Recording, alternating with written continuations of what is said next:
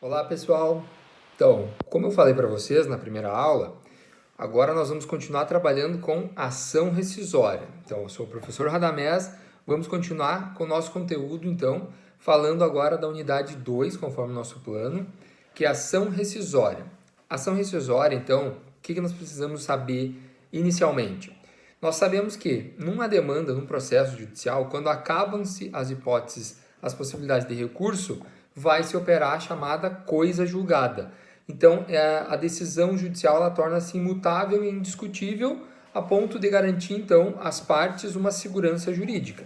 Então, a coisa julgada, ela é um instituto que está previsto e defendido na Constituição Federal para garantir a segurança jurídica. Portanto, ele só pode ser alterado,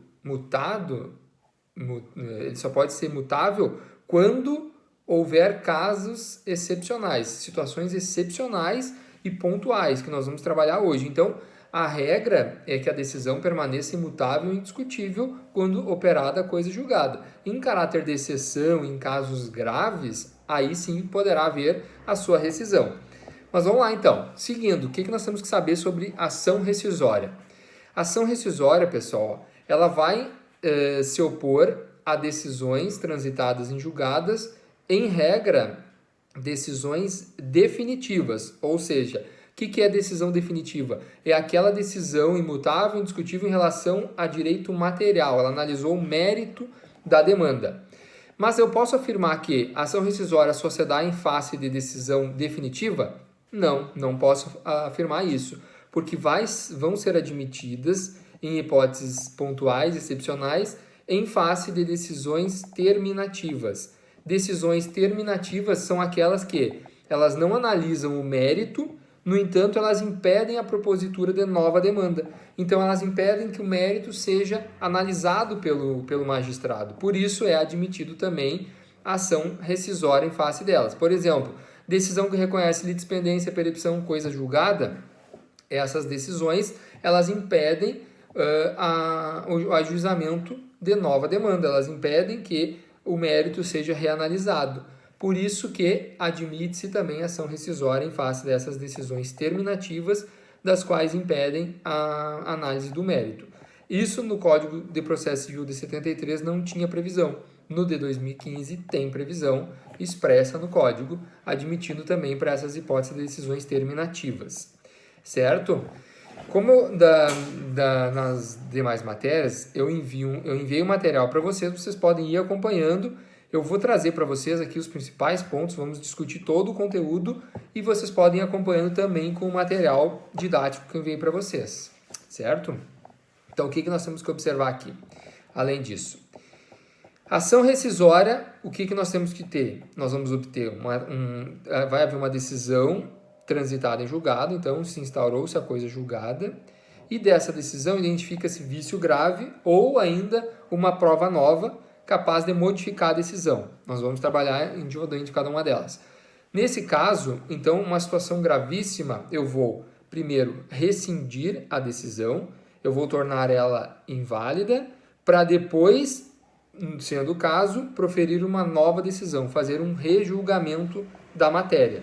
Então, nesse caso, nós vamos ter a possibilidade do magistrado, em razão do ato grave, rescindir a decisão e ainda rejulgar o caso, julgar novamente a demanda, proferindo uma nova decisão, agora sem nenhum vício. Certo? Então, vamos observar o que mais que nós temos que ter aqui numa parte inicial, introdutória aqui que eu vou trabalhar com vocês. Nós vamos então ter a possibilidade de ação rescisória em face da decisão definitiva, aquela que analisa o mérito, terminativa, aquelas que impedem um novo julgamento, e ainda o CPC admite rescisão em face de decisão que impeça a admissibilidade de recurso. Ou seja, o recurso não foi admitido, o mérito recursal não foi analisado. Nesse caso, posso também ajuizar ação rescisória em face dessa decisão. Decisão do tribunal que não admite inadmite o recurso, porém sem analisar o mérito. Nesse caso, pode ser também ajuizado ação rescisória. Certo? Mas, como regra, ação terminativa não vai ser possível ajuizamento de ação rescisória em face dela, certo? O que mais? Nós temos que observar aqui, ó, as hipóteses. Quais são as hipóteses que me possibilitam o ajuizamento de uma ação rescisória? Eu falei algumas.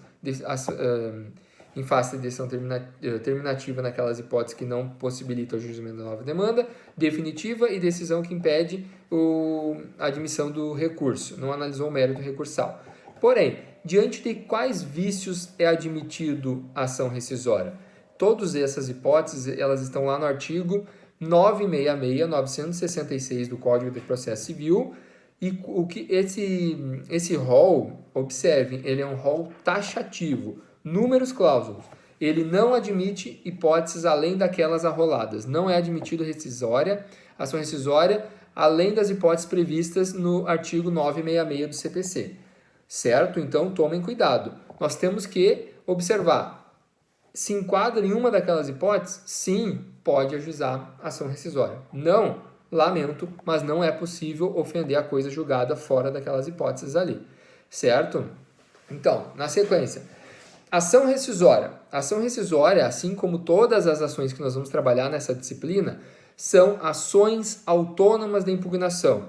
Elas são diferentes no recurso, por mais que elas também visem rediscutir a decisão judicial, elas diferem do recurso porque elas não estão demandadas no próprio curso do processo. E sim, elas têm uma autonomia. Elas são ações autônomas, das quais elas têm um trâmite próprio, nós vamos ajuizar através de petição inicial, nós vamos ter réu, autor, réu, nós vamos ter todos os elementos presentes lá num processo de conhecimento, por exemplo. Mas aqui com uma finalidade objetiva e pontual, que é a rescisão e dependendo do caso, o rejulgamento do mérito. Certo? Então, ela se trata de uma ação autônoma, uma ação rescisória, uma ação autônoma de impugnação, da qual ela é demandada sempre nos tribunais. Jamais vão ajuizar uma ação rescisória em primeiro grau. Vão ser sempre no âmbito de segundo grau ou até mesmo no âmbito dos tribunais superiores, certo? Nunca em primeiro grau. Nunca para o juiz de primeiro grau eu vou demandar uma ação rescisória. Sempre ela vai ser ajuizada em âmbito de tribunal, certo? Então, aqui nós temos que ter em mente o quê? Essa ação autônoma, ela não se confunde com recurso, porque o recurso está dentro dos próprios autos, do próprio curso processual. A ação rescisória é uma ação autônoma. Ela atua ela atua autonomamente após o trânsito em julgado daquela ação, daquela decisão da qual eu quero rescindi-la, certo? E ela pode ter duas naturezas. Uma natureza negativa, então constitutiva negativa, que é a rescisão, o juízo rescindente, ou seja, desconstituir a coisa julgada, juízo rescindente. Então, nesse caso, eu quero o quê? Eu quero desconstituir a decisão que está abarcada pela coisa julgada. Primeira coisa, constitutiva negativa. Pode haver ainda a natureza de eficácia positiva, que é o juízo rescisório, ou seja, o rejulgamento da causa, do mérito.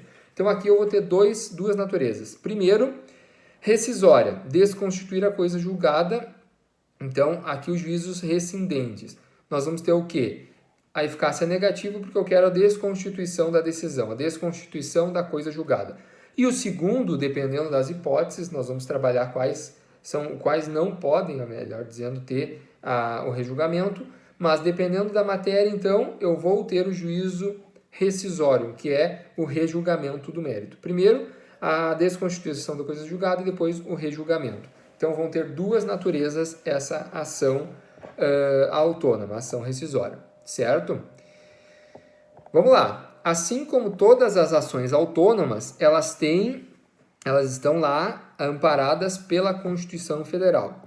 Aqui nós temos que observar um elemento extremamente relevante aqui, por quê? Nós estamos falando que uma ação ela vai poder desconstituir a coisa julgada. A coisa julgada, que por sua vez está lá no artigo 5º, inciso 36, que a lei não prejudicará direito adquirido, juízo perfeito e coisa julgada. Então, a coisa julgada ela tem uma proteção constitucional. Então, para que eu pudesse ofender, desconstituir essa coisa julgada, nada mais justo que eu também tenha amparo constitucional. Por isso, o artigo 102, artigo 105 e 108 da Constituição Federal também vão trazer a possibilidade de eu lançar mão da ação rescisória para desconstituir essa coisa julgada, certo? Então, ação rescisória, nós vamos ter os 3 juízos. Primeiro, a admissibilidade da ação rescisória, eu tenho que preencher todos os requisitos que nós vamos trabalhar. O segundo, a anulação, desconstituir a coisa julgada. E o terceiro, dependendo do caso, o rejulgamento, rejulgar a causa, rejulgar o mérito, certo? Então, nós vamos fazer esses pedidos cumulativos na própria ação rescisória. Seguimos. O que nós temos que observar aqui? Primeiro, essa ação da qual eu quero buscar a rescisão, ela tem que ter transitado em julgado, obviamente. Tem que ter já sido abarcada pela coisa julgada. Uma decisão que cabe ainda recurso não é falado ainda em ação rescisória, obviamente. Eu só vou poder ajuizar ação rescisória contra a decisão transitada em julgado. Se é cabível recurso, não é admitido ainda a ação rescisória. Eu posso, professor, renunciar ao prazo da apelação para transitar em julgado logo para ajuizar a ação rescisória? Pode, sem problema algum. Eu posso ser revel e ajuizar a ação rescisória? Pode, sem problema algum, desde que presentes um daqueles elementos lá do artigo 966, que é um rol taxativo, como eu falei para vocês. Correto? Então, eu tenho que aguardar o trânsito em julgado, tem que ter incorrido a coisa julgada, mas eu não preciso ter lançado mão de todos os recursos. Eu posso ter perdido o prazo? Posso perder o prazo da apelação e depois ter que ajuizar a ação rescisória, sem problema algum, mas sempre reiterando, desde que presentes os elementos do 966. Certo? Então, além dos elementos, aliás, dentro dos elementos 966 estão todos lá presentes quais os vícios que geram a rescisão da decisão e tem um elemento que é documento novo. Se por acaso eu tenho um documento novo e esse documento é capaz de mudar a decisão, ele é tão efetivo, ele é tão forte que ele é capaz de mudar a decisão, nesse caso eu vou ajuizar a ação rescisória também, certo? Porém, existem algumas situações em que a lei veda o ajuizamento da ação rescisória, mesmo presentes os elementos do lado do 966. Mas por que, professor? Como assim? Se tem um vício grave, o senhor falou que é um vício grave gera ação rescisória. Certo, mas a lei estabelece que algumas hipóteses não vão ser cabível à ação rescisória, como decisões proferidas nos juizados especiais, o artigo 59 lá da Lei 9.099 expressamente proíbe. Com isso, eu não posso me opor ao que a lei estabelece. Por se tratar de um procedimento especial, lá a lei ela define que não é admitido. Então, decisões dos juizados especiais. É muito comum quantas demandas tramitam no juizado especial. Presente vício, não vai ser possível ajuizar a ação rescisória. Fiquem atentos. O que mais? Ação direta da inconstitucionalidade e ação declaratória de constitucionalidade, também por expressa previsão legal, e ainda ação de descumprimento de preceito fundamental. Nenhuma dessas vai ser admitido a ação rescisória. Mesmo em presente algum dos vícios, não é admitido a ação rescisória. Certo? O que mais que nós temos que observar aqui?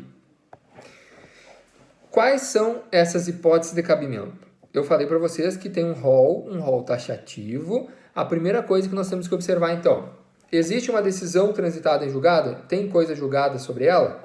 Tem. Perfeito. Primeiro elemento está presente. O que eu tenho que observar aqui? Se existe, no caso, alguma das hipóteses previstas no 966 do CPC, que é um rol taxativo, e nós vamos ver agora uma por uma dessas hipóteses, certo? Inciso 1º. Se verificar que foi proferida decisão por força de prevaricação, concussão ou corrupção do juízo. Aqui, pessoal, nós estamos diante de um ato criminoso praticado pelo magistrado. Então, crimes contra a administração pública, diante de uma situação dessas, de um fato criminoso praticado pelo juiz, nós podemos, então, ajuizar ação rescisória em face da decisão. Eu preciso que haja condenação prévia do magistrado? Não. O magistrado, inclusive, no processo criminal, ele pode ser até mesmo absolvido. Mas aqui no ambiente civil, para nós, interessa que haja, então, esse indício do crime e ele, se lá no final pode ser no processo criminal absolvido, porque no processo criminal tem todo o trâmite próprio deles lá. Então, aqui no processo civil é uma coisa. Se houver, então, houve indícios, ele foi denunciado, existe um processo, nesse caso, eu posso já ajuizar a ação rescisória em face dessa decisão. No material de vocês eu coloquei ali, conceito de prevaricação, concussão e corrupção passiva. Se vocês são como eu, que não habitam muito esse mundo lá, o submundo do crime, os meus colegas criminalistas que adoram que eu falo isso, mas eu não tenho os conceitos em mão, eu botei para vocês ali, prevaricação, o que você trata, concussão, corrupção passiva. São todos crimes, então, contra a administração pública que vão ser praticados pelo magistrado. Presentes um desses é quando a decisão aqui, ó, se nós observarmos cada uma dessas hipóteses, prevaricação, concussão, corrupção, o juiz, ele praticou, então, ele proferiu uma decisão com um vício, em razão para satisfação de interesses pessoais, ou por uma promessa de vantagem, enfim. Aqui, ele incorreu num desses crimes contra a administração, ele viciou a decisão. Por isso, a decisão transitada em julgada, que incorreu coisa julgada, que seja proferida por juiz que proferiu por força de prevaricação, concussão ou corrupção, pode ser rescindida também, certo? Como eu falei, ainda que o juiz lá no processo criminal seja absolvido, não impede a rescisão dessa decisão. Inciso 2º. For proferida por juiz impedido ou por juiz absolutamente incompetente. Aqui nós temos que observar, tenham cuidado. Juiz impedido é diferente de juiz suspeito. Aqui nós vamos ver lá no 144 do CPC as hipóteses de impedimento do juiz.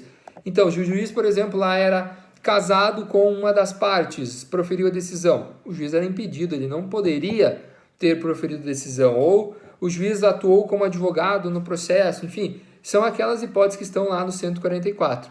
Nesse caso, é impedimento. Não, é diferente de suspeição. Se por acaso uma hipótese de suspeição lá, que ele não tenha sido alegado no processo, ele descobri que ele era amigo da parte, tinha uma amizade. Bom, aqui, pessoal, eu deveria ter alegado isso lá no processo originário. Eu só vou poder lançar a mão da ação rescisória nos casos de impedimento, aquelas situações mais pontuais e graves, e são facilmente comprovadas, certo? O que mais? Juízo absolutamente incompetente. Absolutamente incompetente é diferente do juízo relativamente incompetente. A incompetência relativa ela pode ocorrer a prorrogação, caso não seja alegada. Já a incompetência absoluta, ela não prorroga, certo? Então, diante desse caso, havendo hipótese de incompetência absoluta, eu posso também ajuizar ação rescisória, certo? Então, vamos ver o que eu botei no material ali de vocês. Juízo imparcial, então, é possível. Mas aqui, observando que não é caso de suspeição, a suspeição deve ser alegada no momento oportuno. Absolutamente incompetente não é caso de incompetência relativa. Então, observem isso. O impedido e o absolutamente incompetente. O juiz impedido e absolutamente incompetente que proferir decisão e ocorrer a coisa julgada é que da qual eu posso, então, lançar a mão da ação rescisória, certo? Inciso 3º. Resultar de dolo ou coação da parte vencedora em detrimento da parte vencida ou ainda simulação ou colusão entre as partes a fim de fraudar a lei. Agora, aqui nós temos que observar. Aqui tem duas situações. Tem uma que é quando há um dolo unilateral, uma das partes agiu dolosamente para fraudar ali o processo. Por exemplo, eu botei até um exemplo no material de vocês. O indivíduo vai lá e subtrai, retira documentos dos autos e esses documentos eram essenciais para a lide, acabou sendo beneficiado com isso. Então, aqui, dolosamente, houve um ato fraudulento por parte do advogado ou da parte, vai poder gerar, então, ação rescisória nesse caso. O dolo unilateral, de apenas uma das partes. Além disso, eu tenho que provar que, em razão esse dolo, houve um nexo causal entre ele e a decisão. Por exemplo, eu tirei uma certidão lá que não tinha nada a ver, e não tinha fundamento nenhum. Eu não vou poder lançar a mão. Que o dolo, esse fato doloso ele tenha gerado efeitos para a prática da decisão, certo? Para poder rescindir a decisão. Porque não esqueça, como eu falei, a coisa julgada, ela é defendida pela Constituição e por isso só pode ser rescindida em casos excepcionais. Ela não vai ser assim vulgarizada a rescisão de uma decisão transitada em julgada, porque a presunção é de que ela tramitou seguindo todos os padrões e parâmetros legais, então ela tem a presunção de legalidade e de validade, certo? O que mais? Coação. Pode ser que uma das partes tenha coagido a outra. Pode ser, aqui nós temos que ter eu vou ter uma observação para vocês. No caso de coação, caso o coator coaja a outra parte para que ela fique revel ou para que ela reconheça o direito dele, mas seja proferida a decisão, então a parte foi coagida a não se defender nos autos, por exemplo. Bom, aí tudo bem, vai ser proferida a decisão e essa decisão pode sim ser objeto de ação rescisória. Porém, caso a parte tenha sido coagida para fazer um acordo e o juiz homologa o acordo, a decisão que homologa acordo não vai ser cabível, então, aqui a ação rescisória, quando houver, então, uma coação, e sim ação anulatória. Atente-se a isso. Caso, então, a parte foi coagida para realizar um acordo, essa decisão homologatória do acordo eu não vou lançar a mão da ação rescisória, e sim ação anulatória, certo? E a outra hipótese é simulação e colusão. Aqui, ambas as partes, autor e réu, eles se reúnem para fraudar a lei. Nesse caso, então, uma terceira parte interessada ou o Ministério Público podem ajuizar a ação rescisória. Eu botei um exemplo para vocês ali. Os cônjuges simulam uma anulação de casamento em razão que vai haver uma repercussão no patrimônio do casal para fraudar credores. Então, o credor de um dos cônjuges fraudar, eles buscam uma ação para anulação do casamento, então, de conluio para ter uma interferência no patrimônio do casal e assim fraudar um credor. Nesse caso, o credor, que é a parte interessada, ou até mesmo o Ministério Público, poderiam então ajuizar uma ação rescisória. Ofender coisa julgada. Mas como assim, professor? Ofender coisa julgada? É o seguinte, ó, pessoal. Pense o seguinte, tenha tido um processo que tramitou perfeitamente sem nenhum vício, decisão, trânsito em julgado, incorreu a coisa julgada sobre ela. Uma das partes não satisfeitas vai lá e ajuiza uma nova ação, da qual ela tramita e sem que tenha sido observado que já tem uma coisa julgada anterior, profere uma nova decisão e essa nova decisão também tem coisa julgada. Entenderam? Tem duas ações com coisa julgada aqui e uma delas teve uma coisa julgada perfeita e essa segunda ela tem um vício porque ela feriu a coisa julgada anterior. Eu posso entrar com uma ação rescisória contra essa decisão aqui, a decisão que ela foi proferida em ofensa à coisa julgada. Nesse caso, pessoal, é uma das hipóteses em que eu vou pedir apenas a desconstituição da coisa julgada, apenas a desconstituição dessa coisa julgada aqui. Eu não vou pedir para o tribunal proferir uma nova decisão, por quê? Porque eu vou desconstituir essa e vai permanecer válida a primeira, que é aquela perfeita, sem nenhum vício, certo? Então, essa é uma das hipóteses em que eu peço apenas a rescisão, a desconstituição da coisa julgada, e não o rejulgamento, certo? Então, aqui houve a identidade das partes, causa de pedir e pedidos, então vai haver a coisa julgada. Eu botei uma questão aqui de divergência na doutrina. O seguinte, olha só, havendo divergência na doutrina quanto aos efeitos jurídicos que decorrem do não ajuizamento da ação rescisória no prazo de 2 anos. Pense o seguinte, teve a primeira coisa julgada, teve a segunda em ofensa, então a primeira, e passou o prazo para o ajuizamento da ação rescisória. Eu não posso ajuizar a ação rescisória, que o prazo, eu vou falar para vocês, é de 2 anos. Passou o prazo.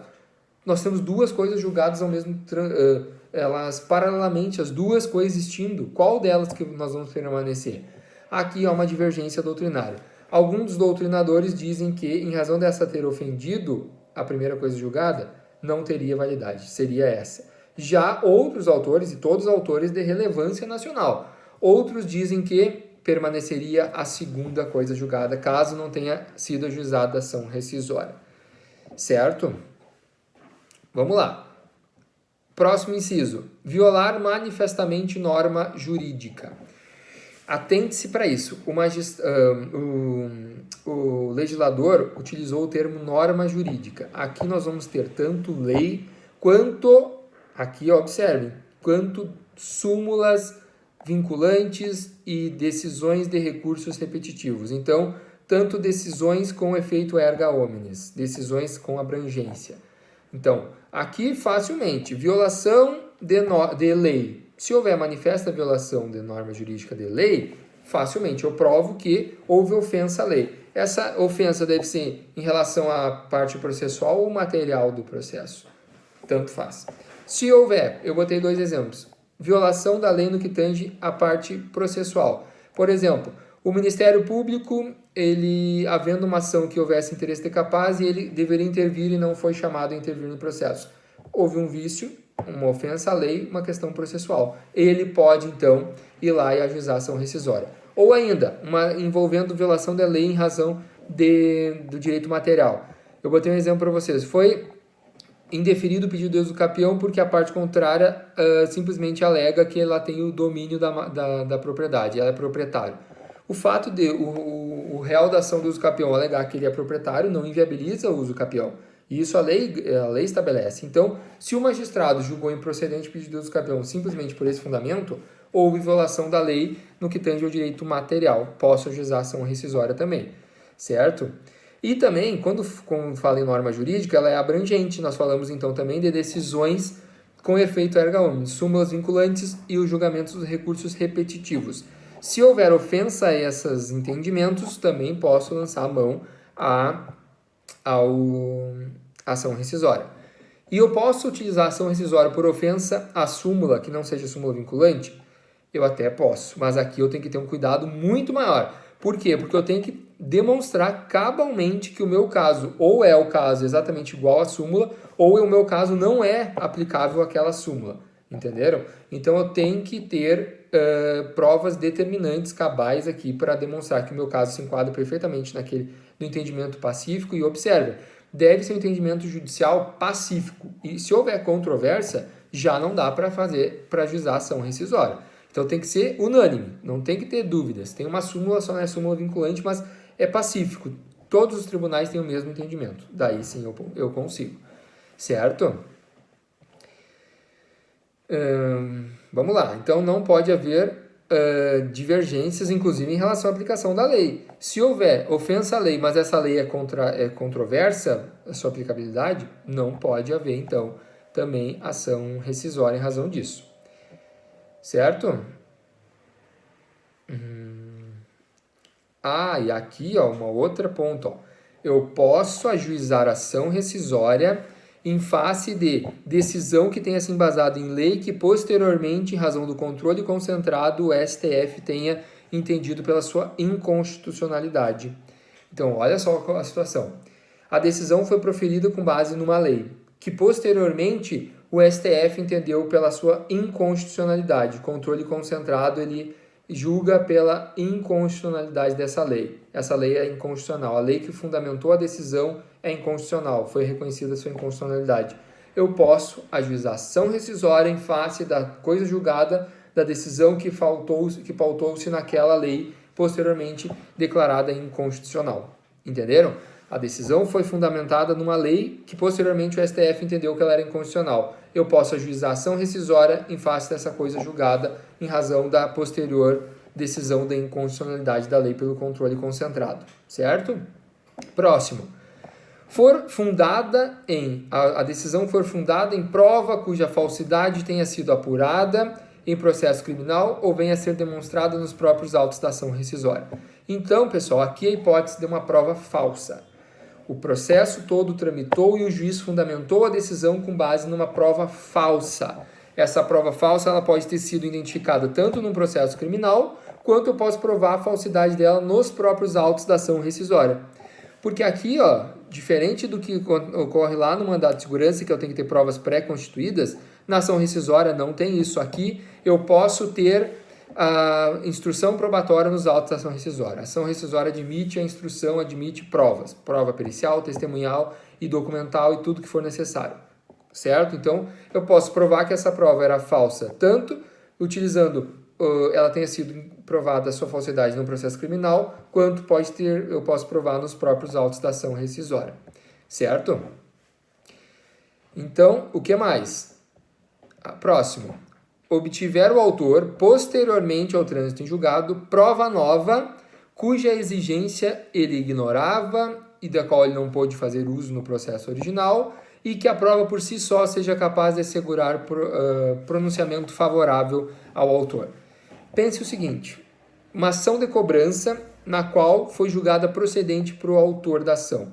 Porém, o réu alegava que havia sido pago essa dívida, mas ele não tinha prova alguma do pagamento.